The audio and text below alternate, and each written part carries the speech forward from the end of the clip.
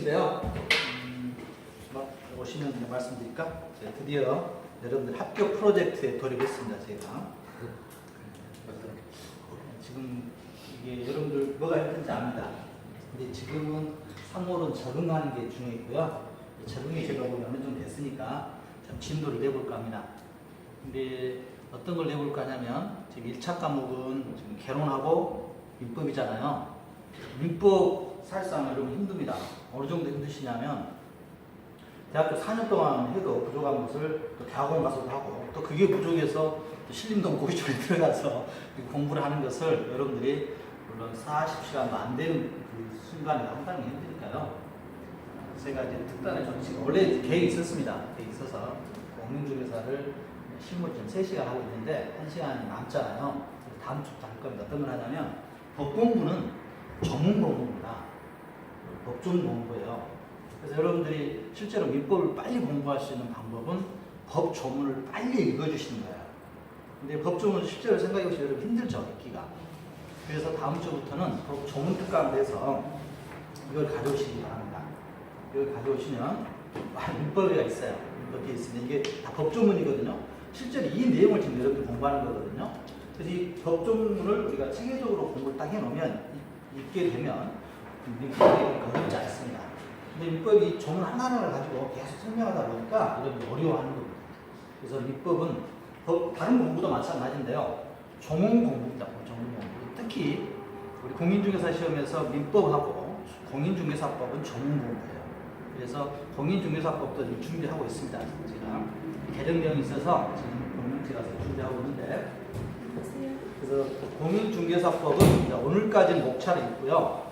다음 주부터는 51개 조항이잖아요, 저희가. 그래서 공인중개사도 마찬가지로 제가 지금 하고 있습니다. 지금 말세기로 하고 있는데 제가 좀 늦어서 다음 주에는 제가 부족해 드리겠습니다. 다음 주 뭐냐면 공인중개사 제가 51개 법 조문의 목차 이걸 위해서 나눠드리면 여기다 붙여가지고 다니시면서 그것만 읽겠습니다. 그 옆에다가 우리가 암기법이 있거든요. 공인중개사 실무는 암기법이 나름대로 중요해요. 그래서 그 암기법을 법 조문 옆에다 적는 겁니다. 그걸 계속 읽다 보면 공인중개사법은 그렇게 어렵지 않을 겁니다. 그래서 민법도 마찬가지로 법 조문 하실 테니까 여러분들 오후에 남으시라고 하면 지금 벅차시잖아요. 그래서 제가 다음 주부터는 12시 30분 이후에 12시 40분부터 1시 40분까지 법 조문 특강하겠습니다. 제가 특별한 건 없고요. 우리 민법 교수님도 훌륭하시니까 특별한 내용은 그분한테 보시고 저하고는 법 전문 중심으로 실제로 여러분들 법 조문만 읽어봐도요. 이게 이 말이구나 어느 정도 이해를 합니다. 근데 법 조문을 체계적으로 읽지 않았기 때문에 여러분들이 좀 약간 연결하기 힘들죠. 더구나 일주일에 한 번에 하는 거 가지고는 힘들잖아요. 그래서 법 조문은 우리가 처음 읽다 보면 나중에는 여러분들 민법 공부는 제가 녹음 이렇게 할 테니까요. 이거 듣고 다니세요. 혹시 시간적 여유가 있으면 우리가 이것도 같이 읽지 않습니까? 그 조문을 계속 들어주시면 민법은 빠른 시간에 궤도에 올라요. 그리고 그것을 어떻게 문제 푸는가만 여러분들이 정리하시면 되니까 다음 주부터 이걸 가져오시면 제가 우리 시험에서 중요한 내용과 그걸 정리해서 여러분들과 함께 하도록 하겠습니다. 몇 개 안 되거든요. 저희 쪽에서 공개해야 될 법 조문은 그러니까 이걸 꼭 가져오시기 바랍니다. 이걸 혼자 하시면 또 힘든 게 우리 시험 범위도 아닌 걸 가지고 굳이 혼자 할 필요는 없거든요. 그래서 저희 시험 범위하고 있는 것만 저희하고 같이 한번 쭉 법조문 체크하고 그다음에 나중에 여러분들이 교재에서 또 법조문 이렇게 있으면 체크하고 그 옆에다가 또 적어보시면 어렵지가 않습니다. 그런데 이게 읽지 않으면 힘들어요. 근데 여러분한테 읽으시라면 이거 전혀 읽지 않습니다. 이거 전혀 읽지 않고 점수도 안 나오고 그렇죠? 법조문 여기 있습니다. 이제 드디어 스타트 시작했으니까요. 과목별로 제가 부족한 거에 대해서는 나름대로 준비하고 있습니다. 여러분들 올해 합격해야 저도 살아남지 않습니까? 그래서 귀찮은 거 하신다 이렇게 생각하시지 말고요. 이렇게 하시고요. 또 미리 말씀드리는데 8월달 되면요. 하루에 문제풀이 오후에 아까 200명, 500명씩 할 겁니다. 그렇게 풀어봐야 돼요. 제가 같이 읽고 답 찍더라도 그렇게 할 테니까 훈련이라 생각하시고 한 발 한 발 더 조급하게 생각하지 마십시오. 그러니까 민법 조문 읽게 되면 굉장히 보람되실 겁니다. 굉장히 보람되실 거예요. 제가 우리 한 20번 읽으면 할 걸 예상하는데 여기 보면 이게 더 쉬워요. 법정 읽고 공부하는 것이 훨씬 더 쉬울 겁니다. 여기 보면 이제 여러분들이 법정 공부하고 있는 것이 여기 다 되어 있으니까요. 자, 여러분들하고 109페이지 등록 및 소속에 대한 제재입니다. 오늘은 그 공지 시간이 약간 있었으니까 법 앞에 목차는 있지 않겠습니다. 자, 이 목차는 다음 주부터는 법 조문 목차로 가지고 우리가 하도록 하겠습니다. 자, 109페이지 보시면 등록 및 소속에 대한 제재할 차였죠? 얘기할 차례인데요. 자, 상식점에서 생각합니다. 상식점에서 개업공인중개사, 공인중개사 자격증을 취득하신 분이 한 군데서 일해야 되겠습니까? 여러 군데다 소속을 두고 일해야 되겠습니까? 여러 군데 다? 한 군데. 그래서 1인 1사지입니다. 1인 1사지. 자격증 있으신 분은 한 회사하고만, 한 개업공인중개사 또는 법인하고만 거래합니다. 이중 등록 금지입니다. 이중 등록. 두 군데에 등록하면 안 된다 이겁니다. 그래서 개업공인중개사는 이중으로 중개사무소를 등록을 하여 중개업을 할 수 없다. 밑줄 칩니다. 이중 등록 금지 밑줄 치시고요. 이중 등록. 어렵지 않으니까요. 이중 등록 하시면 안 됩니다. 두 번째, 2항. 이중 등록의 금지에 위반한 경우에는 1년 이하의 징역 또는 1천만 원 이하의 벌금에 처할 수 있으며 등록관청은 중개업의 등록을 취소해야 한다. 취소해야 한다. 밑줄. 그래서 필연적 취소 사유죠. 반드시 해야 될까요? 절대적 등록 취소입니다. 우리가 절취 다 외우셨습니까 혹시? 절취 외우셔야 됩니다. 우리가 그 절취는 뒤에서 다시 할 텐데요. 이게 절취가 여러분들 121페이지에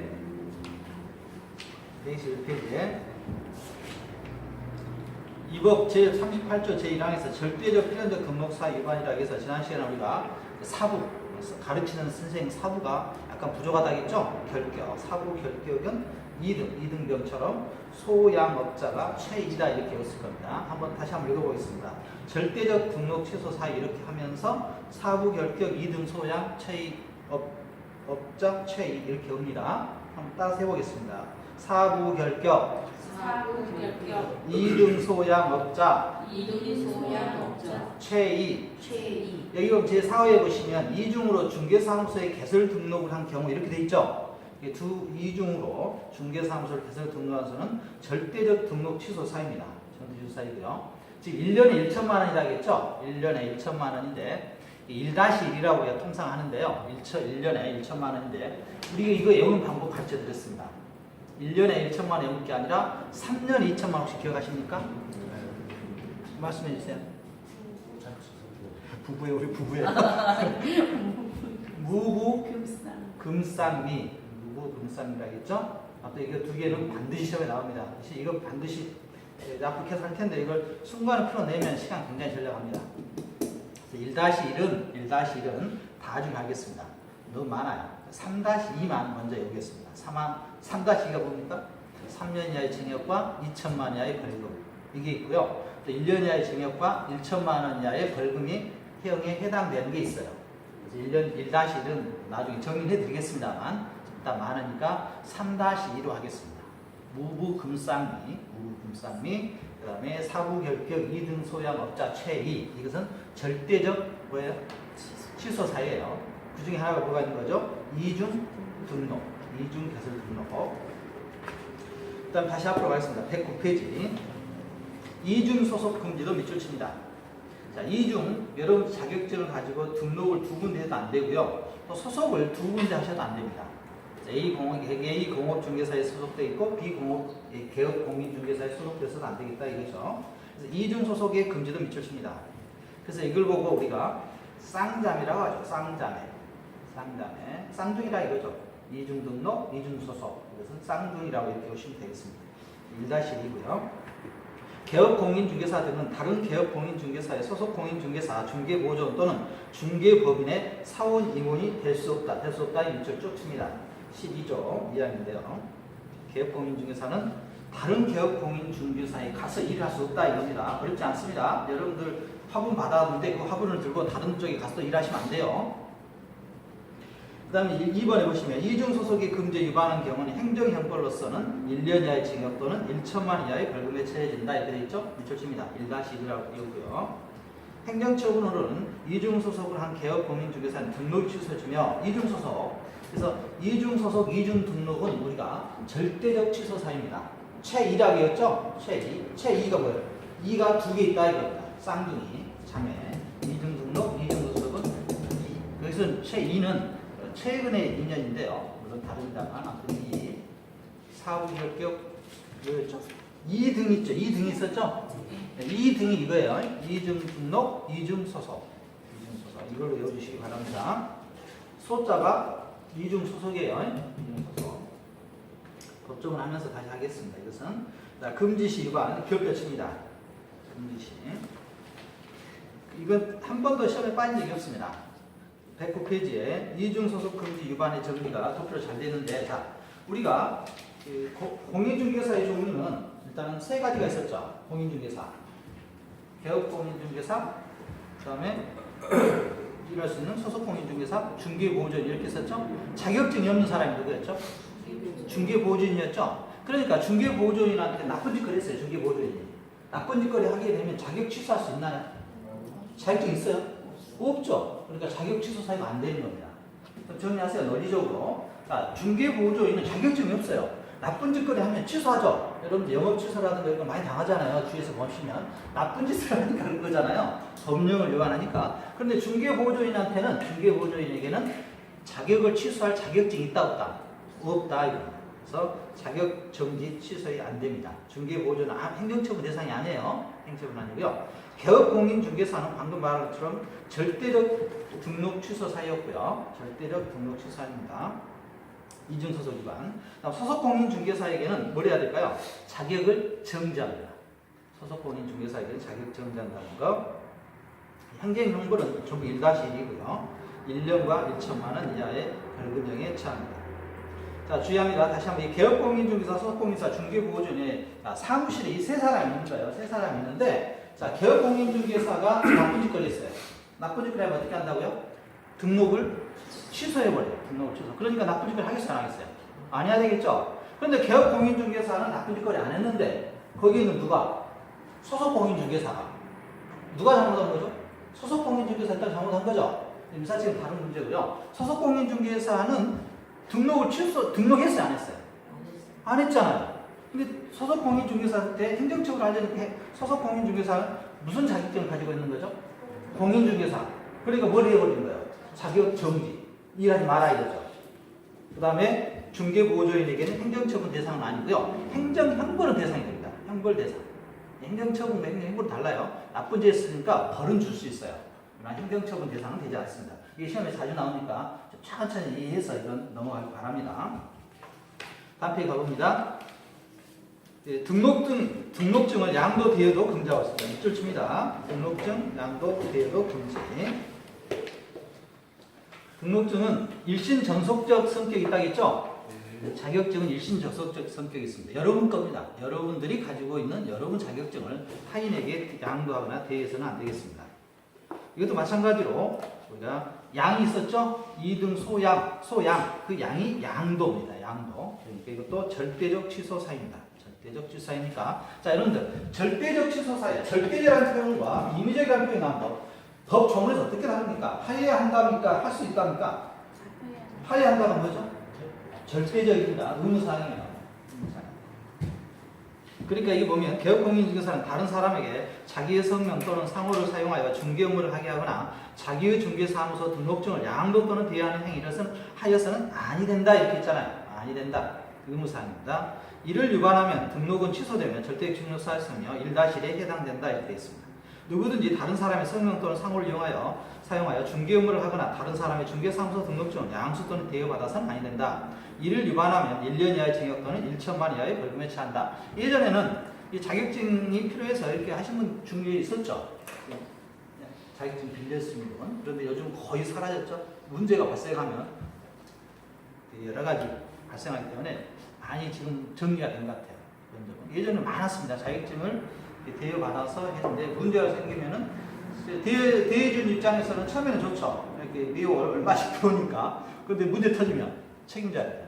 책임져서 이제 이렇게 소문이 나니까 이제 안 하고요. 지금 또 여러분들 직방이라고 있거든요. 직방. 부동산 중개 사이트 직방이 있는데 거기 올해 엄청나게 들어갔죠.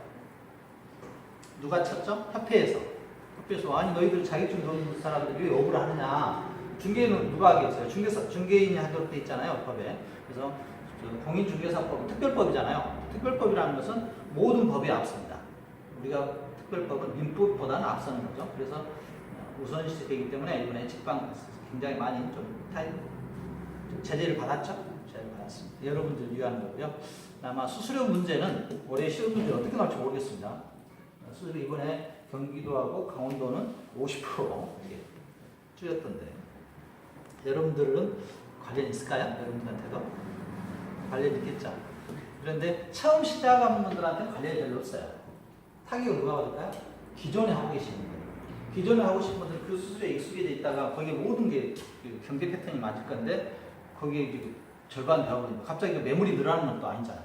그래서 그분들 좀 힘드실 것 같은데 여러분들 처음부터 거기에 익숙해서 들어가기 때문에 또 여러분들은 적응합니다. 그래서 여러분들은 오히려 더 낫고요. 그래서 지금 우리나라는 공인중개사가 정부의 금감원에서 이미 발표를 했습니다. 발표를 했는데 이 공인중개사를 재무 컨설팅화 시키기 위해서 정부에서 여러 가지 방안을 지금 발표를 해서 내년부터는 여러분들이 올해부터죠. 올해 1월 1일부터 여러분들이 공인중개사 자격증 취득하시면 화재보험을 취급할 수가 있습니다.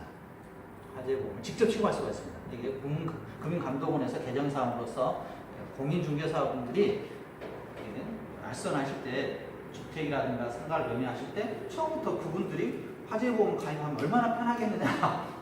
또 소득 차원에서도 이렇게 보전 차원에서 이미 시행을 하고 있는데 아직까지는 아직 이쪽에서는 안 하시고 있죠. 1월 1일부터 시행됐습니다. 그러니까 여러분들도 이제 공인중개사가 단순히 예전에 주택을 알선하고 매매하는 이런 업을 떠나서 이제는 고객의 전 재산을 아울 수 있는 그런 컨설팅, 재무 컨설팅 개념이다 봐주시면 돼요. 그래서 외국 사례를 보면요, 공인중개사분들이 최고의 직업입니다. 외국 같은 경우는 굉장히 높게 있고요. 사회적 지지도 그렇고, 근데 그분들 단순히 공인 이렇게 부동산만 알선하는 건 아니에요. 방금 제가 말씀드린 것들은 재무 컨설팅까지 전부 겸해서 하시거든요. 근데 우리나라는 알고 보면 여러분 생각해보세요. 가장 중요하게 여기는 게 부동산이잖아요. 근데 부동산을 처분하게 되면 또 금융이 따라와야 되잖아요. 그래서 이 두 가지는 여러분들이 앞으로 접목을 하셔야 될 겁니다. 하신다면 다른 분들보다는 좀 더 차별화돼서 또 그쪽에서도 소득이 좋아요. 금융 쪽에서도 저희가 전문이었던 투자권이 대행 같은 경우는요, 여러분들한테 직업으로 나중에 해드릴 거예요. 제가 1월 달에 시험 의무적으로 보셔서 그때 쉬우니까 제가 하면 여러분들 한 30시간 협회합니다. 그러면 어떤 게 좋냐면 우리도 판매부서 판매 수수료가 같죠? 여러분들한테 자, 금융 쪽에서 이런 직업이 있어요. 이거 법에서 정해져 있습니다. 투자권이 대행이라는 자격증이 있어요.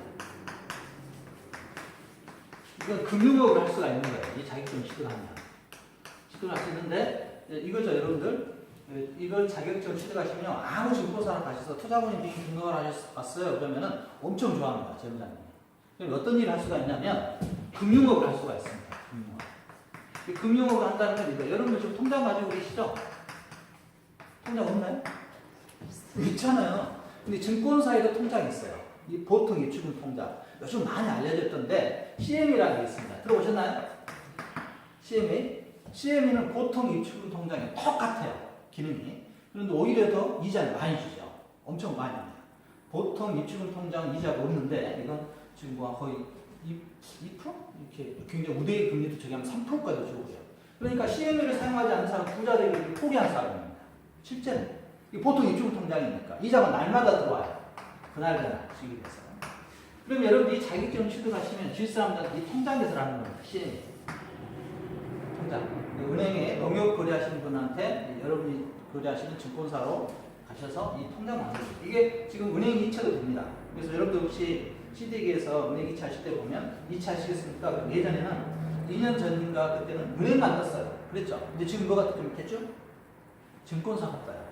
증권사가 지금 공동은행만 쓰거든요. 사용해요. 향후에는 보험사도 사용한답니다. 같이. 근데 보험사하고 지금 은행하고 지금 전쟁하고 있죠. 하나씩 주라고. 보험사에서는 너희들 공동만 쓰겠다. 그러니까 2,000원 이상 내놔라. 은행에서는 너희들 보험 있는 거 우리한테 팔게 여기주라 하고 있습니다. 협의가 지금 어떻게 될 것 같은데 지금 워낙 그 보험사 쪽은 막강하잖아요. 선배사람들이 많아서 증권사는 그런 점이 없어서 증권사하고 쉽게 하게 됐었는데요. 그래서 여러분들이 이걸 만드신 거예요. CMA. 누구든지 이건 쉽게 할 수 있습니다. 아니면 여러분 거라도 만드세요. 여러분 거라도. 그럼 어떤 일이 발생하냐면 이 CM에서 돈이 있습니다. 예를 들어서 통장에 100만 원이 있다고 가정하면요. 그 다음날 여러분 수수료가 발생합니다. 수수료. 그럼 또 발생. 이 돈이 있는 동안은 계속 발생해요. 언제까지? 평생. 그런데 이제 이게 좀 적죠. 수수료가. 펀드는. 그래서 금융권에서 취급한 모든 상품에 대해서 이런 개념이다.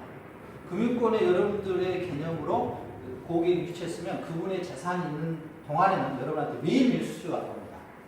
매일매일 줄 수는 없으니까 한 달에 모아서 주는 거죠. 이렇게 하고요. 그 다음에 이제 증권사에 또 뭐또 거래합니까? 주식도 거래하죠.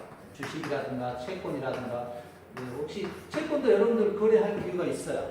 공인중개사 하시다 보면 그래서 아파트 하다가 번다든가 기타 등등 또 건설사 이렇게 새마을금고 이쪽 하다 보면 채권 거래할 수도 있습니다. 남성분들은 이런 채권 영업도 많이 하시더라고요. 새마을금고 대상으로 한다든가 액수가 크잖아요.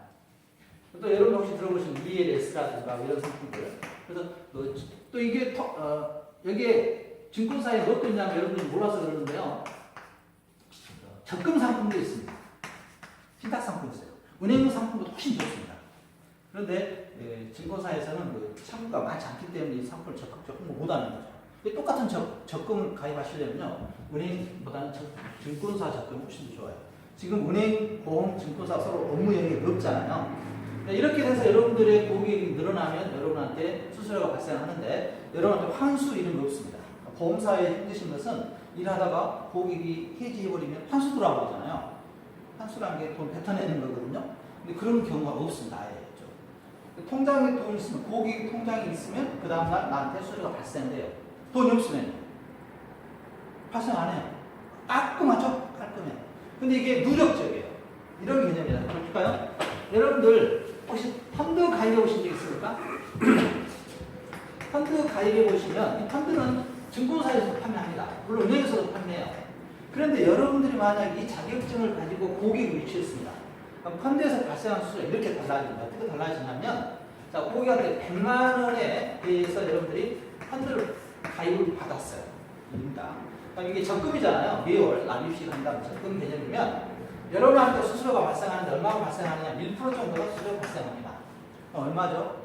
10,000원이에요. 10,000원. 이렇게 생각하면 이게 적다 그래요. 무슨 말이냐면 우리가 100만 원짜리 펀드를 고객한테 권유를 했는데 수수료 나한테 얼마밖에 안 떨어진 거죠? 10,000원. 굉장히 적다고 생각하는 거죠. 왜냐하면 여러분들 일반 상품이라면 이렇게 100만 원짜리 이거 팔면 최소한 20% 30% 마진이 생기겠죠. 그런데 이거 10,000원 발생하니까 이거 그래요. 근데 재미있는 사실 말씀드릴게요. 자, 이게 1월 달에 고객을 만나서 여러분 거라고 생각했어요. 여러분 거라고. 여러분이 내가 어차피 적금할 거, 펀드 가입할 거, 내가 자격증 따서 이거 내 앞으로 하는 거예요. 그럼 나한테 이거 수수료가 발생합니다. 10,000원 정도가. 근데 2월 달에 여러분이 100만 원 납입을 할 거 아니에요? 또 발생합니다. 10,000원. 근데 여러분들 입장에서는 1월 달에 고객 만나고 2월 달에 만난 적이 없잖아요. 또 더. 3월 달에 고객이 100만 원 납입하지 않았어요. 그럼 여러분 안 들어오겠죠. 깔끔해요. 그런데 4월 달에 고객이 200만 원을 납입했어요. 그럼 여러분한테 2만 원이 납입이 들어와요. 이해가죠? 이 고객이 언제까지? 이 펀드를 해지해서 돈 찾아갈 때까지. 그런데 더 재밌는 사실은요. 1년이 되면 더 재밌는 사실이 발생합니다. 이걸 보고 우리는 판매 수수료라고 해요. 우리도 이쪽 나중에 배울 건데요. 판매 수수료고요. 1년 차가 넘어가면 개념적으로 이렇게 하는 겁니다. 실제로 더 빨리 발생하는데요. 1년 차가 되면 자, 이 모아진 돈이 있죠. 모아진 돈이 얼마죠? 1,200만 원이다 가정을 해요. 펀드 수수료에 대해서 나중에 설명을 하고요. 일단 1,200만 원이다 가정해요. 원금은 됐다 가정해 봅시다. 만약 손실이 발생하면 그 많은 사람들이 펀드에 가입했을까요? 그건 아니죠. 그럼 2년 차가 되면요. 이 1,200만 원에 대해서 여러분한테 1% 발생합니다. 수수료가. 1,200만 원. 그럼 1,200만 원에 대해서 1% 수수료 발생 얼마죠? 12만 원. 그럼 이것을 12달러 나눠요. 그래서 이거 한 10,000원 정도 발생한다고 가정을 한 겁니다. 이 정도 발생은 좀 적을 수도 있고 펀드에 따라 다르니까. 그 다음에 또 고객이 100만 원을 또 들어오면 얼마 또 발생하죠? 만 원. 그럼 얼마가 된 거죠, 이제? 2만 원이 이제 수수료가 발생하는 거예요. 이 개념을 이해하신다면 이게 어떻게 되냐? 갈수록 늘어나겠죠. 늘어나겠죠. 그리고 이게 좋은 점은, 이게 좋은 점은 새로운 고객을 만날 필요가 있다는 거예요? 없다는 거예요? 없어요. 잘하시네요. 새로운 고객을 만날 수가 없어요. 필요가 없어요. 우리가 아는 상품은요, 전부 누굴 만나야 되는 거죠? 새로운 고객을 만나야 돼요. 근데 새로운 고객 만나기 힘들잖아요. 이것은 새로운 고객을 만날 필요가 없습니다. 어떻게 하면 되죠?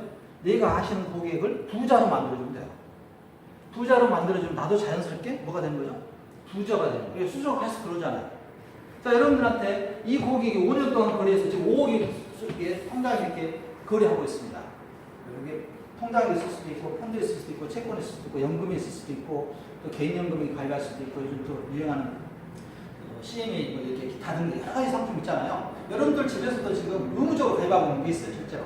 개인 퇴직금 의무적으로 가입하시죠? 그거 이동할 수 있어요, 증권사로. 은행에 있는 거 그대로 갖고 갈 수가 있습니다.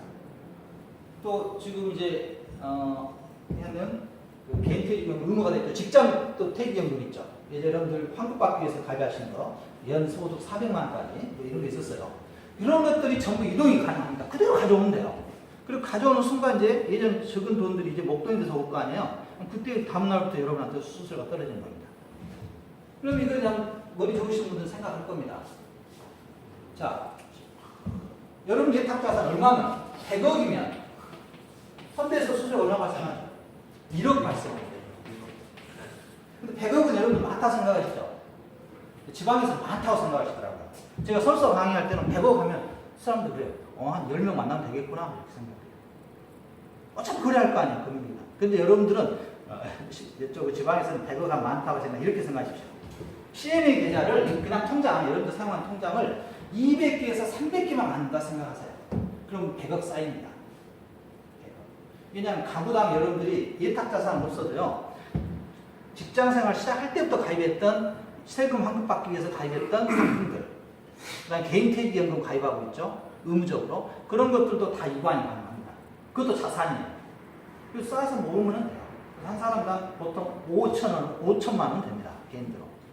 대기업 다니신 분 더 많고요. 여러분들 5천만 원 안 될까? 근데 실제로 돼요. 여러분들 연금 쌓는 거 생각해 보세요. 연금 5천만씩 됩니다. 가구당. 그럼 그런 가구당, 미국 가구는 100억이잖아요. 200가구, 200명 정도. 그런데 실제로 미국이나 유럽에서 보면요, 이게 저희 공인중개사 하시는 분들이 제일 같이 하거든요, 이걸. 근데 몇 명 이상을 거래를 못 하냐면요, 억대 연봉자들 보면 60명에서 70명 이상 고객 관리를 못 한대요. 아무래도 같이 이렇게 계속 그분들의 경사인 것처럼 봐줘야 되잖아요. 그래서 한 70명에서 80명 정도를 고객 관리를 하시면 한 100억 정도의 자산이 쌓인답니다. 우리나라 지금 현재. 저도 이제 삼성증권에서 일을 하고 있는데, 저는 일을 이제 못해요. 다른 것 때문에. 아마 제가 이 강의를 이제 그만두고 힘들다가 일을 할 겁니다. 07년도부터 시작했거든요. 저희 쪽에 삼성증권에서 한 달에 이거 펀드에서만. 주식 매매 수는 더 커요. 여러분 혹시 주식을 하실 분들 계시겠지만, 주식 매매 수는 더 큽니다. 엄청 큽니다. 더 많아. 엄청 많아. 이것은 다른 문제고요. 주식 투자율 500만 명 가잖아요. 그래서 여러분들한테는 이 자격증이 있고, 주식 투자하시라고 말하지 마세요. 그분들한테. 알아서 합니다. 알아서 하잖아요. 하지 말아요. 그러니까 이것까지 따진다면 수수료가 어마어마합니다. 펀드에서만 이렇게 주식 매매수는 1억 거래하면요. 한 40만 원, 30만 원 발생해요. 그럼 여러분 1억 거래한다는 것이 엄청 많다 생각하죠? 3천만 원 가지신 분요. 아침에 주식 샀다 팔았다 하면 1억이에요. 샀다 팔았다만 하면 하루 종일 수십 번도 하죠? 그러니까 여러분들 제가 봤을 때 자원은 제가 해드릴 텐데 이렇게 갖고 있으면 주식사람들 한 명 한 명 모으세요. 한 명 한 명. 여러분 것부터 시작해서 여러분 것부터 시작. 저도 저는 이제 삼성증권에 하고 있는데 제 개인 교부객은 없습니다. 없고요. 가족끼리만 해놨어요. 가족끼리. 뭐 저 해놓고 와이프 해놓고 처갓집, 장모, 또 저희 집안 동생 직장인이거든요. 그래서 해놨더니 한 달에 어떨 때는 많으면 한 60만 원. 또 적을 때는 한 30만 원. 또 주식시장 좋잖아요. 한 100만 원 이렇게 들어오더라고요. 지난달에 한 40만 원 들어왔더니. 그래서 연봉 따져보니까 한 1000만 원 조금 안 되는 것 같아요. 근데 삼성도 제가 가나요? 여러분 하루 종일 갔잖아요. 그래서 명함도 저한테 받으신 분 아실 거예요. 뒤에 보면 그렇게 돼 있죠. 근데 이걸 이제 제가 찾아다니면서 고객을 만나지 못하니까, 물론 그쪽이 했으면 잘했을 겁니다. 잘했다 생각해요. 그런데 또 다른 일들에 제가 사명감 불타올라가지고 지금 일하고 있는데, 지금 이쪽에 사명감이 불타있습니다. 이쪽 쪽에서 공인중개사분을 이렇게 하셔서 여러분들 고객을 제가 여러분들 합격생활 100명은 먹는 게 목표예요. 100명만 줘주게 되면 어떤 물건이든 우리끼리 다 소화시키겠죠. 서로 좋을 거고요. 또 여러분들은 제가 이런 거 해서 막 이게 이건 굉장히 쉽습니다. 30시간 강의 들으면 무조건 합격하는 시험이니까 여러분들 하셔서 또 여러분 주위 한 100명 정도의 고객을 이렇게 관리를 하신다면 소득은 여러분들이 평생 나와요. 그래서 우리 이쪽을 금융 전문가라 그러는데요. 여러분들 마찬가지로 이거까지 포함된 게 금융자산 전문가거든요. 외국에서 이렇게 말해요. 언제 소득이 가장 높나? 언제 가장 소득이 높을까? 때문에 이런 일을 한다 하면 소득이 계속 쌓여가잖아요. 고객자산. 그래서 죽기 전날 가장 소득이 많다. 실제로 그렇습니다. 그래서 미국이나 유럽 쪽에 보시면 노신사들 또 노부인이라 좀 이상한데요.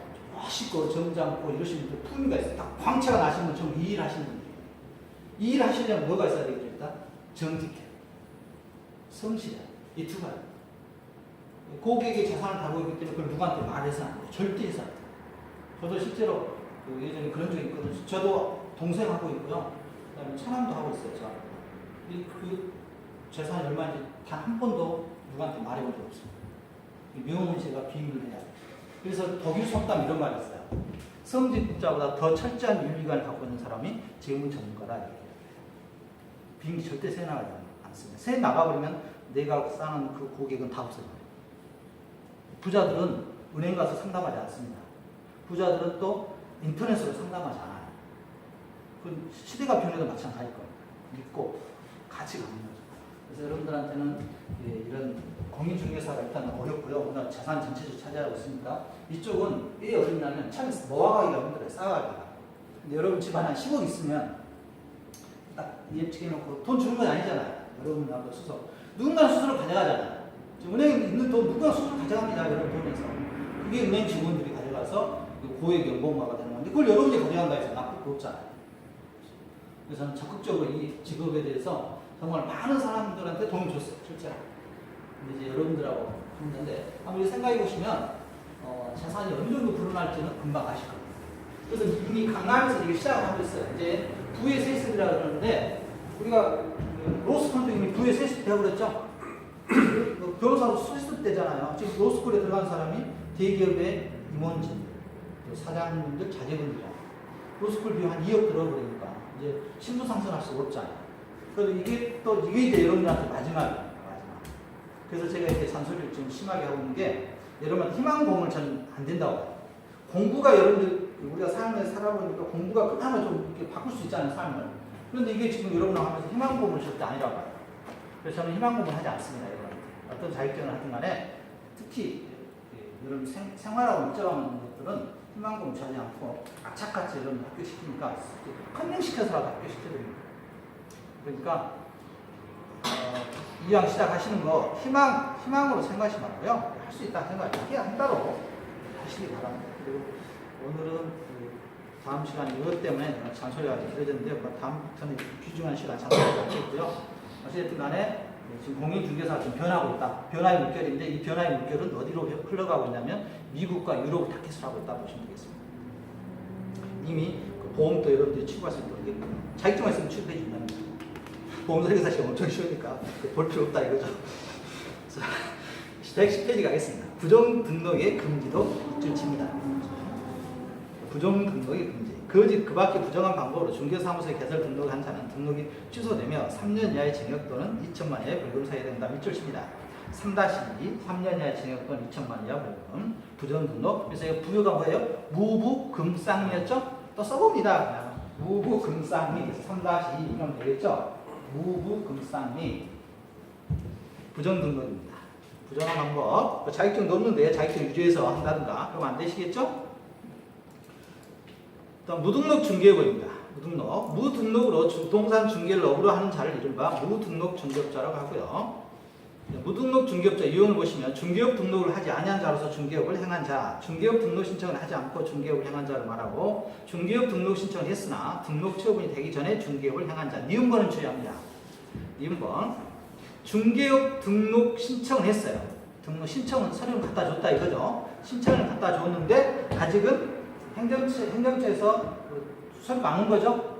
그 전에 하는 것을 또 뭘로 보느냐 이겁니다. 이건 뭘로 본다고요? 무등록 중개업으로 본다. 근데 이건 효력은 있습니다.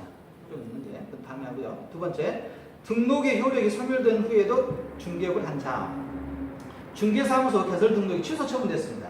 등록 취소가 처분이 됐습니다. 안 해야 되겠죠? 그런데 또 하는 거죠. 이것도 우리가 금지하고 있고요. 중개법인이 해산된 후 중개업을 개소한 경우라든가 폐업 신고가 수리된 후 중개업을 개소한 경우 이렇게 되어 있는데요. 폐업에 동그라미 칩니다. 폐업 신고. 폐업 신고는 어떤 거죠? 정리한 거죠. 창고 정리했는데 정리하고 나서 다시 장사하면 안 돼요. 이 자리를 폐업했다 뭐라 넣을 것 같아요? 휴업이라고 넣어놨습니다. 휴업. 폐업하고 휴업하고 달라요. 폐업은 완전 정리한 거고 휴업은요 잠깐 쉬는 거죠. 네, 잠깐 쉬는 거여서 휴업 신고는 아니고요. 자, 폐업 신고. 그다음에 무등록 중개업자 핵심 판례에서요. 주의할 것은 첫 번째, 부동산 컨설팅업을 하면서 부동산 공인중개사법에 따라 등록을 하지 않냐고 부동산 컨설팅 수반하여 부동산을 중개한 사실은 무등록 중개업에 해당된다 이렇게 돼 있는데 여기서 이제 이 판례는 없네. 이건 다음에 하겠습니다. 자, 두 번째, 반가리 2번 무등록 중개업자의 제재입니다. 우리가 무부였죠? 무부 금쌍매였잖아요. 그러니까 3-뭐에 해당되겠어요? 3-2에 해당되겠죠? 3-2 이쪽 쳐놓고요. 아무튼 이거 무부 금쌍미가 3-2라는 거 말하셔도 여러분들 시험 문제 푸는데 굉장히 편합니다. 무등록 중개업자의 효력입니다. 등록은 중개요건의 적부업 요건인지 유효 요건 아니다. 이쪽 쭉 칩니다. 등록 요건은 중개행위의 적부업 요건인지 유효 요건 아니다. 그래서 무등록 중개업자가 중개를 알선했습니다. 이것은 효력이 있다 없다? 효력이 보세요. 적법 요건은 법에서 규정하고 있는 요건을 맞추는 것을 적법 요건이라고 하고요. 효력 요건은 실제로 당사자 사이에 효력이 발생하느냐 이겁니다. 발생하겠죠. 그래서 유효 요건은 아니다 이거죠. 그러므로 무등록 중개 행위로 인하여 중개 완성된 거래 당사자 간의 매매 계약 등의 법률 행위 그 자체의 효력은 여전히 유효하다 이걸 주십니다. 주의할 필요 있습니다. 무등록 중개업자의 효력이 있다 없다? 있다. 아니 당사자끼리 거래가 이미 다 끝났는데 중개업자 아니다 해서 다시 불러다가 다시 원상복귀 시스템 없잖아요. 그 다음에 무등록 중개업의 중개보수 청구권이 있습니다. 무등록 중개 행위로 중개가 완성된 경우 무등록 중개업자에게 보수 청구권이 인정되냐에 대한 현행 공인중개사법상 명문의 규정은 없으나 이를 인정하지 않는다는 것이 판례의 입장이다. 이렇게 했습니다. 그래서 자 무등록 중개업자가 한 중개 행위는 효력이 있다 없다? 있다. 그러나 무등록 중개업자가 보수를 요구할 수 있다 없다? 청구할 수 있다 없다? 청구할 수 없다. 없다고 돼 있잖아요. 판례 입장입니다. 밑줄 칩니다.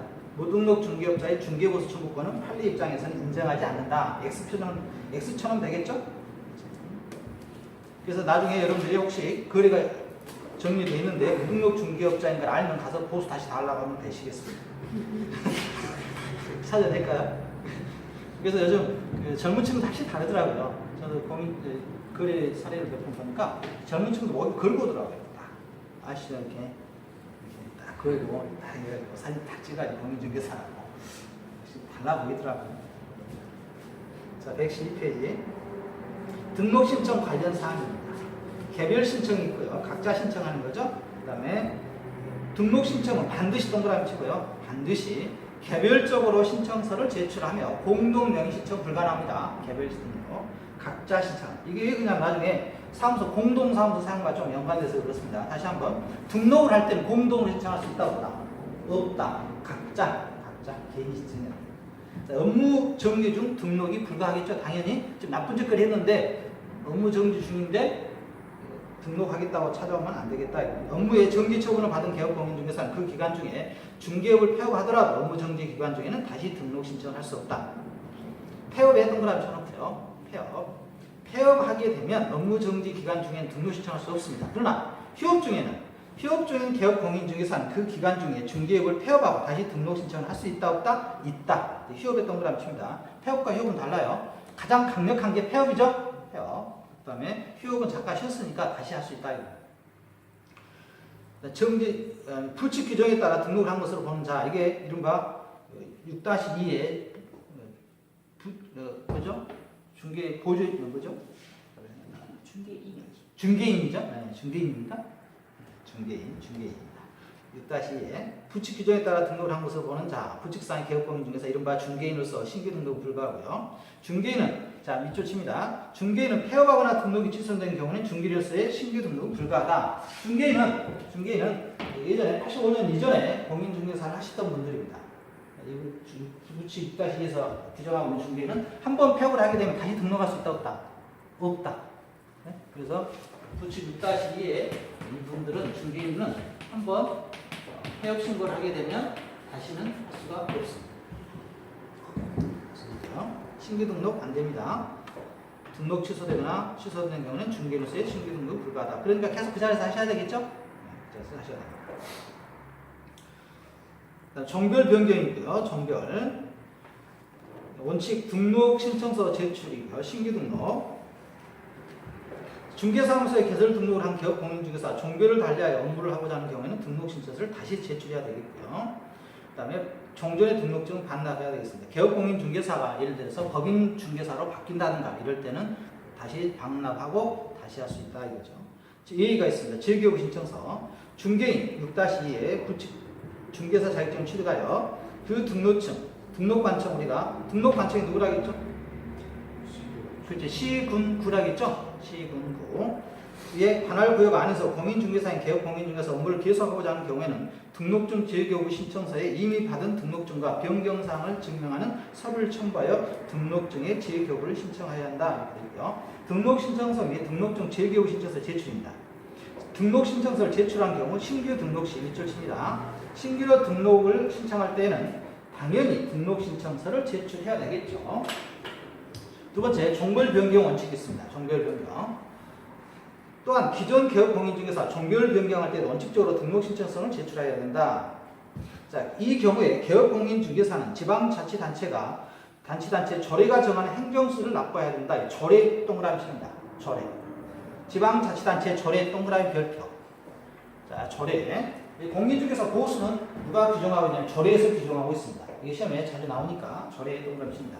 조례는 이게 중요해요. 네, 정별 변경도 지방자치단체에서 정하는 행정수를 납부하는데 여기다가 조례에다가 중개보수 이렇게 써놓습니다. 중개수수료 보수는 중개보수는 조례에서 정하고 있습니다. 조례. 그러니까 지금 여러분들 신문 보면 각 지방자치단체 조례로 중개수수료 반값 이렇게 하고 있죠? 신문에서 보시면 아 이게 이 말이구나 이제 생각나실 겁니다. 여러분한테 기분 나쁜 일이겠지만 등록증 재개업 신청서 제출하는 경우가 있습니다. 그래서 지금 협회에서 지금 계속 이렇게 이의 제기하고 있죠. 자, 등록증을 재개업 신청서를 하는 경우 훼손이나 분실 이건 당연하겠죠. 훼손이나 분실의 경우에 재개업을 신청하고요. 기재사항의 변경입니다. 기재사항의 변경. 기재사항의 변경할 때도 또한 기존 등록증 기재사항 변경하고자 하는 때에는 상호를 변경하거나 법인의 대표자가 변경 등에는 국토교통부령이 정하는 바에 따라 등록증의 재개업 신청서에 규정하는 등록증을 사항을 첨부하여 등록증의 재개업을 신청해야 된다. 그래서 밑줄 칩니다. 등록증 재개업 신청 시에도 지방자치단체 조례가 조례 동그라미 칩니다. 지방자치단체 조례가 정하는 행정수를 납부해야 된다. 행정수수료는 전부 우리가 조례에서 정하고 있습니다. 이 자리 뭐 바꿔놓겠죠? 국토교통부령이 정한다. 이렇게 바꿔놓습니다. 등록신청서 제출 사유와 등록증 재개업 신청서 사유가 있는데요. 등록신청서 제출은 신규 등록할 때든가 우리가 두 번째 종별 변경은 우리가 등록신청서를 제출하고요. 등록증 재개업은 훼손, 분실, 기재사항 변경 이것은 재개업이고요. 수수료가 둘 다 있습니다. 이게 수수료는 누가 정한다고요? 지방자치단체 조례도 조례 생각하세요. 조례동 지나가시면서 이 조례 있죠? 그다음 등록신청서 제출 있습니다. 7일입니다. 며칠? 7일. 등록신청서 제출 며칠이요? 7일인데요. 자, 여러분들 7일과 관련돼서 정리할 게 있습니다. 7일, 등칠, 개칠, 인칠이라고 했다네요. 등칠, 개칠, 인칠, 등친다고요. 계칠, 인칠. 네? 계칠. 7이 뭐겠어요? 11이라고. 나중에 11이 있거든요. 11과 7 헷갈리니까 시험에 이게 가장 많이 나오는 거야. 이게 가장 많이 나오죠. 이는 뭐냐면 여러분 도장이에요. 도장. 문장 등록은 7일 전에 신고해야 돼요. 7일. 인칠. 계칠, 인칠, 등칠. 등치다 이거 등치고 계를 치고 인치라고. 계칠, 인칠, 등칠. 7일이니까 좀 정리하시기 바랍니다. 7일. 이제 이런 걸 이제 동영상으로 찍으면 좀 이상하죠. 이상하긴 한데 어쨌든 여러분 빨리빨리 이렇게 하시라. 다시 한번 정리합니다. 자, 7일 나와서 세 가지 있습니다. 첫 번째 뭐예요? 등록 신청서 7일, 등칠, 그다음에 개업 공인중개사의 서류도 7일 이내 해줘야 되겠죠? 7일. 그다음에 인장 등록도 며칠이요? 7일. 인장 도장 등록하는 인칠, 개칠, 114페이지는 약간 여러분들한테 지난 시간에 한번 했는데요. 부담스럽습니다. 이거. 네, 부담스러운데요. 암기법으로 일단 정리하셔서 하시기 바랍니다. 114쪽에 미금 한파 금종명 3년, 집행유예 자취 3년, 자격정지 등취 3년, 업무정지 입월이 3년, 사인. 사임은 뭐냐면 사원 또는 임원이거든요. 사원이나 임원이나 그놈이다 이겁니다. 그놈이 잘못했을 때도 우리가 결격 사유인데 등록. 이거 다 외우셔야 돼요. 다 외우셔야 되는데 시험에 주로 자주 나오는 것만 정리하자면요. 1번부터 쭉 보겠습니다. 이게 굉장히 좀 범위를 많이 차지하고 있어요. 어쨌든 시험에 나옵니다. 반드시 나옵니다. 이 문제. 100% 나온다고 보여집니다. 영원히 나옵니다. 그래서 등록 결적사입니다. 이런 사람들은 내가 등록할 수 없습니다. 개업공인중개사가 될 수 없다 이거죠.